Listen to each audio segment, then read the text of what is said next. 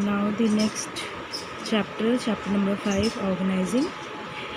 This is the first question. Explain organizing. Also explain it's important. Okay, the next chapter is chapter 5, organizing. And now start with organizing. Okay, and organization is the second step of function of management. जहाँ हमने fourth stop की बात की थी, तो PO मतलब क्या होता है? ऑर्गेनाइजिंग। तो ऑर्गेनाइजिंग की जहाँ बात करते हैं, ऑर्गेनाइजिंग क्या होता है? ऑर्गेनाइजिंग को जनरल टर्म में कहा जाए तो इट्स टू एग्जीक्यूट। किसी भी काम को करने के लिए हम एग्जीक्यूट करते हैं काम, यानी कि कोई प्लानिंग हमने की, उससे करने का सोचा, यानी कि प्रैक्टिकली करने का सोचा, तो उसे कहते हैं हम execution. This is called as organising. तो organising can be defined as a process that initiate implementation. ये देखिए यहाँ पर लिखा है, implementation of plan by clarifying job और working in relationship and effectively deploying resources of attainment of organisational goal. इसका मतलब होता है कि जब आप कोई चीज़ सोच रहे हो, दिमाग में प्लान कर रहे हो, उसको एग्जीक्यूट करना। अब एग्जीक्यूट करने के लिए आपको बहुत सारी चीज़ें देखनी पड़ती है, रिसोर्सेज देखने पड़ते हैं, रिलेशनशिप देखने पड़ते हैं, इन्वायरमेंट देखना पड़ता है। तो वो सब चीज़ें फ्रूटफुल बनाने को ही ऑर्गेनाइजिंग कहते हैं, यानी कि एक तरह से एफर्ट लगाना किसी काम को करने के लिए फाइनली, तो इसे ही कहते हैं ऑर्गेनाइजिंग। देखिए यहाँ पर डेफिनेशंस भी दी हुई हैं। Organizing process of defining and grouping the activity of the enterprise and establishing the authorities relation among them, यानी कि किसी भी काम को करने का प्रोसेस करना, उसको group activity of the enterprise and establish the authority, यानी कि किसी सबको काम डिवाइड कर देना और सबको काम करना, यानी कि एग्जीक्यूशन करना उसका, इसे कहते हैं ऑर्गेनाइजिंग। क्या इंपॉर्टेंस होती है ऑर्गेनाइजिंग? तो वैसे बहुत इंपॉर्टेंट होती है, जैसे कि इसमें दिया है बेनिफिट्स ऑफ स्पेशलाइजेशन।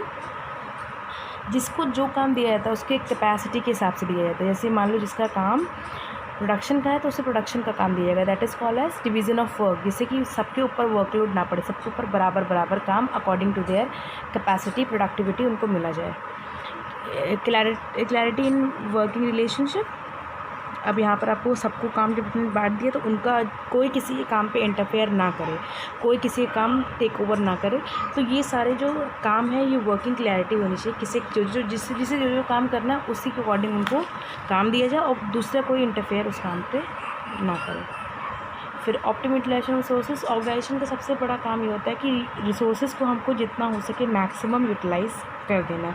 इसीलिए ऑर्गेनाइजिंग किया ही जाता है, जिससे कि प्लान जो आप करते हो, आपने सोच रखा है कि मुझे इतने रिसोर्सेज यूटिलाइज़ करने हैं, तो यूटिलाइज़ करना इज़ कॉल्ड ऑर्गेनाइजिंग। उसको प्रैक्टिकली करना, तो उसको हम यूटिलाइज़ कर सकते हैं with the help of organising. Adoption to changes. जैसे जैसे ऑर्गेनाइजिंग क्या है, डायनेमिक है, यानी कि ऑर्गेनाइजेशन हमेशा चेंज होता रहता है। तो प्लान क्या है, चेंज नहीं होता, प्लान रिजिड होता है। प्लान मगर चेंज तो अकॉर्डिंग टू टाइम करना ही पड़ता है। तो ऑर्गेनाइजिंग इसको हेल्प करता है कि how to execute the change plan. तो जो अडॉप्शन पावर होती है वो ऑर्गेनाइजिंग में होती है। Effective administration. जो आपका एडमिनिस्ट्रेशन है वो डुप्लिकेट एफर्ट ना करे, कन्फ्यूज़न क्रिएट ना हो, तो इसलिए हमको एडमिनिस्ट्रेशन को स्ट्रॉन्ग रखना पड़ता है, जिससे कि जो भी अथॉरिटी रिस्पॉन्सिबिलिटी है वो एक इंसान को दी गई है तो उसी के रिलेशनशिप को क्लियर करना चाहिए। Development of personnel.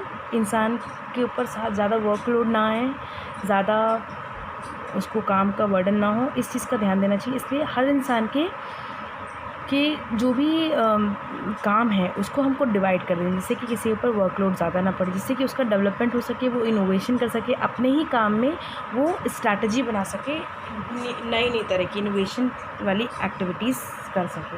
Expansion and growth. Organising अगर अच्छी होगी, फेवरेबल होगी, तो हमारे कंपनी का भी ग्रोथ होगा और एक्सपेंशन होगा। Next question, describe the steps of organising process. Steps है वो देख लीजिए। स्टेप्स क्या क्या हैं ऑर्गेनाइजिंग के। पहला है यहाँ पर दिया हुआ है, और यहाँ पर देखिए ऊपर दिया हुआ है identification of division of work. यानी कि पहले तो आपको ये डिसाइड करना कि काम जो हमें मिला हुआ है उसको हम कैसे कैसे डिवाइड करेंगे, किस किस लोगों को देना है, कैसे कैसे डिवाइड करना है, कितना कितना हमें करना है, कितना कितना सामने वाले को देना है। जैसे फॉर एग्जांपल अगर किसी प्रोडक्ट को बनाना है तो उसके लिए बनाना तो प्रोडक्शन डिपार्टमेंट काम है, बेचना सेल्स का है, मगर उसकी मार्केटिंग करना, एडवर्टाइजमेंट करना तो वो भी अकॉर्डिंग टू देयर डिपार्टमेंट उसको डिवीज़न कर देना, यानी कि पहले जानना कि काम क्या है और उसके बाद उसको डिवाइड कर देना डिफरेंट एक्टिविटीज़ में, डिफरेंट ग्रुप में। फिर डिपार्टमेंटेशन और डिपार्टमेंटलाइजेशन, ग्रुपिंग ऑफ वर्क, यानी किसी भी काम को करने के लिए मैंने कहा ना वो डिवीज़न ऑफ वर्क, सोचना कि कैसे कैसे करना है और उसका डिपार्टमेंट में डिस्ट्रीब्यूशन करना है। जैसे कि देखिए फंक्शन है like purchase, marketing, finance, product, जैसे मान लो कोई अप्लाइंसेस आप कर रहे हो तो उसके लिए कैसे कैसे आपको करना है। टेरिटरी डिवाइड कर देना है, नॉर्थ, साउथ, वेस्ट। जैसे मान लीजिए मैंने कोई कंपनी खोल रखी है टाटा की, तो टाटा में मुझे परचेज, मार्केटिंग, फाइनेंस को डिवाइड करना पड़ेगा अकॉर्डिंग टू देयर डिपार्टमेंट। उसके अलावा अब टाटा कंपनी बहुत सारे प्रोडक्ट है, कोई चाय पत्ती निकाल रहा है, कोई कार निकाल रहा है, तो उसको भी डिवाइड कर देना अकॉर्डिंग टू कार, तो कार वाले को कार दे देना, चाय पत्ती वाले को चाय पत्ती दे देना, ETC। उसके अलावा टेरिटरी, यानी कि अब टेरिटरी भी हम नॉर्थ, साउथ, ईस्ट, वेस्ट में डिवाइड करते हैं, तो उसको अकॉर्डिंगली डिवाइड कर देना। तो ये होता है डिपार्टमेंटलाइजेशन।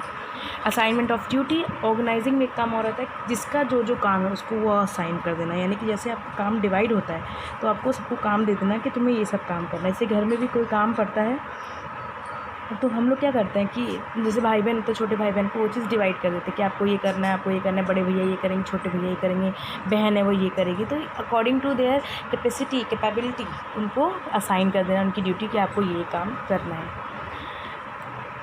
फिर इस्टेब्लिशिंग रिपोर्टिंग रिलेशनशिप। अब जैसे से आपने असाइन कर दी तो आपको उसी अकॉर्डिंग अथॉरिटी रिस्पॉन्सिबिलिटी दे देनी है हर इंसान को कि जो काम जिसके लिए डिसाइडेड है उसे वो काम करना है और उसको मेरे लिए अकाउंटेबल होना है, यानी कि आपको बताना पड़ेगा कि आपने आज के दिन कितना काम किया, आज के दिन कितना आपको टर्नओवर मिला, आज को आपको कितने दिन प्रोडक्शन हुआ। तो ये सारी चीज़ें रिस्पॉन्सिबिलिटी वाइज उसको देनी है, उसको रिस्पॉन्सिबिलिटी से उसको लेना है, आपको उसको ऑथराइज़ कर देना और उससे सारा जवाब लेना है कि किसने कौन कौन सा काम किया। तो ये question number 3, explain centralisation and decentralisation topic है। फिर इसमें आते हैं डिसेंट्रलाइजेशन क्या होता है। हम पहले इस पर बात करते हैं डिसेंट्रलाइजेशन होता क्या है। बहुत बेसिक कंसेप्ट है, जैसे कि ये एक बिंदी आपको दिख रही होगी, है ना, ये होता है सेंट्रलाइजेशन, यानी कि सारे काम जो हैं वो एक ही हेड ऑफिस से हो, that is called centralisation. But decentralisation क्या होता है, इसका जस्ट अपोजिट, यानी कि काम को अलग अलग भागों में डिवाइड कर दिया गया हो, जिसका जो काम है डिपार्टमेंट का वो काम करे। Decentralisation refers to systematic delegation of authority through all the level of management and in all the department except that which can be exercise only at a central point, यानी कि इस पॉइंट के अलावा सारे पॉइंट अपने authority और responsibility को पहचान ले और हमने उन पे सारे वर्क डिवाइड कर दी, दैट इज़ कॉल्ड डिसेंट्रलाइजेशन। यानी कि कोई एक इंसान डिसीज़न नहीं लेगा, सबको अपने अपने डिसीज़न खुद लेने हैं, कोई भी प्रॉब्लम आए तो। देखिए इसमें दिया भी है, everything which goes to increase the importance of the subordinate role in decentralization, everything that goes to reduce it is in centralization। यानी कि जब हम सबको सारे काम दे देंगे और उनको ऑथराइज़ कर देंगे तो ऑटोमेटिकली जो भी सबऑर्डिनेट होंगे, ये फ़ायदेमंद किसके लिए होता है, सबऑर्डिनेट के लिए, यानी कि सबऑर्डिनेट पे लोग अपने यहाँ बहुत सारे चीज़ें थोप देते हैं कि आपको ये करना ही करना है, आप जूनियर लेवल के हो, आपको ये करना ही करना है, तो क्या पता वो कंपनी के लिए अच्छा ना हो, तो इसलिए उनको डिसीजन मेकिंग दे दी जाती है डिसेंट्रलाइजेशन में। पर सेंट्रलाइजेशन किसके लिए होता है, सुपीरियर के लिए, यानी कि एक इंसान ने डिसाइड कर दिया और सबको वो फॉलो करना है। तो डिसेंट्रलाइजेशन मतलब होता है काम को अपने डिवाइड कर देना according to authority and responsibility. अब सेंट्रलाइजेशन क्या होता है, देखिए यहाँ पर centralisation of authority refers to concentrate on decision making power at the top level of management, यानी कि मैंने कहा ना पॉइंट ये है, यानी कि सुपीरियर पर्सन है, superior means top level management, तो टॉप लेवल मैनेजमेंट ने डिसाइड कर लिया है कि मैं ये डिसीजन ले रहा हूँ, तो सारे जितने भी लोग होंगे उन सबको वो फॉलो अप करना पड़ेगा। तो सेंट्रलाइजेशन डिसेंट्रलाइजेशन क्या है ना, एक तरह से आप समझ लीजिए कि साथ साथ चलता है, ज़रूरी नहीं कि हर जगह सेंट्रलाइजेशन चले और ज़रूरी नहीं कि हर जगह डिसेंट्रलाइजेशन चले। तो इस चीज़ को अकॉर्डिंग टू कंपनी डिसाइड करती है कि हमें करना क्या है, कि हमें हमारी कंपनी के लिए क्या अच्छा है, सेंट्रलाइजेशन अच्छा है कि डिसेंट्रलाइजेशन है, ये खुद कंपनीज ही सोचती है। Aman runs a factory wherein he manufactures leather shoes. The business is doing well and he intended to expand by diversifying into leather bag as well as leather jacket. Which type of organizational structure would you recommended for his expanded organization and why? Give any 2 reason. अब अमन जी ने बोला है कि ये अमन जी क्या करते हैं, factory run करते हैं लेदर शूज़ की। इन्होंने शूज़ का काम किया, अब इनको अपना बिज़नेस बढ़ाना है। बिज़नेस बढ़ाने के लिए इन्होंने क्या किया, लेदर बैग्स, लेदर के और भी प्रोडक्ट्स निकालने शुरू किए, लेदर बैग्स और लेदर जैकेट। अब आप इसे क्या बोलते हैं, ये किस टाइप का ऑर्गेनाइजेशनल स्ट्रक्चर है, ये पूछ रहा है। तो अब इस पे आते हैं, ऑर्गेनाइजेशनल स्ट्रक्चर पे आते हैं। मैं आपको हल्का सा हिंट दे देती हूँ ऑर्गेनाइजेशनल स्ट्रक्चर पे। ऑर्गेनाइजेशनल स्ट्रक्चर पे आते हैं तो ये देखो 2 तरह के होते हैं, फंक्शनल एंड डिविजनल। अब देखिए, functional structure refers to grouping of job of similar nature. अब देखिए, एक तरह का काम को विस्तार करना, यानी कोई इंसान कोई काम कर रहा है, वो जैसे मान लें कि शुगर केन का काम कर रहा है, तो शुगर से आपको शक्कर भी मिलती है, शुगर केन से आपको गुड़ भी मिलता है। तो एक ही प्रोडक्ट का आप एक्सपेंशन कर रहे हो, यानी कि एक रॉ मटेरियल से आप एक्सपेंशन कर रहे हो, तो उसे कहते हैं फंक्शनल। यानी कि फंक्शनल मतलब क्या होता है, इसके नेचर ऑफ जॉब के according, that is called functional. जिस इंसान का जो जैसे कि शुगर केन फैक्ट्री है, उससे वो शक्कर बनाए, उसी से वो गुड़ बनाए, और भी चीज़ें बनाए। व्हेन अ जॉब, अभी डिविजनल क्या होता है, when a job related to one product are group under one department, it term as divisional. यानी कि एक डिपार्टमेंट को एक काम दे देना, दूसरे डिपार्टमेंट को दूसरा काम दे देना, तीसरे डिपार्टमेंट को तीसरा काम, यानी कि इनका क्या वैरायटी ऑफ, ये मल्टी काम कर सकते हैं। ऐसा नहीं कि किसी एक ही प्रोडक्ट पे डील करें, ये मल्टी प्रोडक्ट्स पे डील कर सकते हैं। देन आते हैं नेक्स्ट,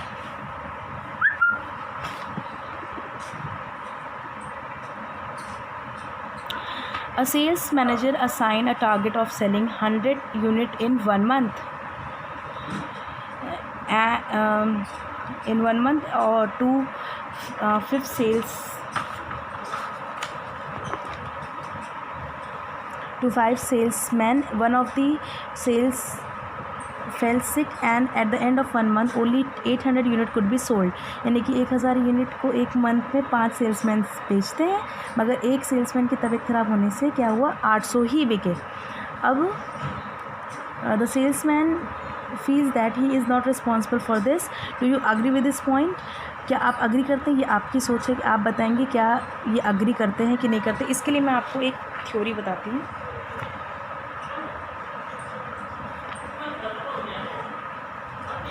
इसके लिए मैं आपको बताती हूँ, that is delegation of authority. आपको इसको थोड़ा सा पढ़ना पड़ेगा, ये आपको बताएगा कि आपका काम क्या है। अब डेलीगेशन के बारे में मैं आपको बता भी देती हूँ, डेलीगेशन क्या है। Delegation is a transfer of authority from superior to subordinate, interested of responsibility and creation of accountability for performance. For example, delegation मतलब होता है अपने ही काम को किसी को ट्रांसफ़र कर देना। जैसे मान लो मैं एज ए टीचर क्लास में मान लो किसी कुछ काम से गई हूँ, तो मैंने एक मॉनिटर को अपॉइंट कर दिया कि आप क्लास में शोर नहीं होने देंगे, अगर कोई शोर करता है तो आप मुझे बताएंगे। तो मैंने क्या कर दिया, डेलीगेशन कर दिया, अपने अथॉरिटी का डेलीगेशन कर दिया। सुपीरियर टू सबऑर्डिनेट, यानी कि delegation is the transfer of authority from superior to ordinate. Teacher ने एक बच्चे को मॉनिटर बना दिया और वो बताएगा। इंटरेस्टेड ऑफ रिस्पॉन्सिबिलिटी, यानी कि वो मुझे सच सच बताएगा कि क्लास में किसने शोर किया, किसने नहीं किया। और he is only accountable to me, यानी कि मैं किसी और बच्चे से नहीं पूछूंगी कि ये सच बोल रहा है कि नहीं बोल रहा है। मुझे पूरा विश्वास है कि इंटरेस्टमेंट, यानी कि मुझे पूरा विश्वास है कि he is responsible for everything and he is accountable for all the activities going in the class. तो that is called delegation of authority. अब आपको ये मुझे बताना है कि जो क्वेश्चन मैंने पुटअप किया है वो डेलीगेशन ऑफ अथॉरिटी से क्या उस आदमी ने जो अपनी बात एक्सेप्ट किए कि मैं I am not responsible for it, क्या वो सही है कि नहीं है। Okay, hope you enjoy this video. और आप जितनी जल्दी हो सके अपना हॉलीडे असाइनमेंट मुझे करिए, जितना जल्दी हो सके।